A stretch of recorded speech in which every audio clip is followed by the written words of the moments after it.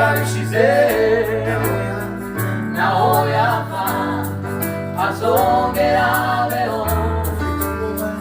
Ufite uwo mwana afite ubugingo, ufite uwo mwana afite ubugingo, ufite uwo mwana afite ubugingo. Umuntu wese